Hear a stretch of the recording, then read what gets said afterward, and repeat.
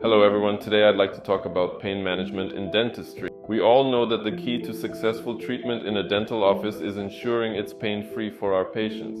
Therefore, in dentistry, several options for pain relief are commonly used. The first is local anesthesia, where the doctor injects an anesthetic into the area of the tooth that needs to be treated. The second type of pain relief is sedation. When the patient is conscious, a special mask is placed on them. The patient is given a special gas liquid mixture to breathe in, inducing a state of calm. This is called sedation and is often used to treat patients who are stressed or afraid of dental treatment. The third option used in dentistry is general anesthesia. The patient is administered a drug intravenously, which puts them to sleep and eliminates all pain. The maximum amount possible of dental treatment is carried out. Afterwards, the patient is brought out of the state of general anesthesia.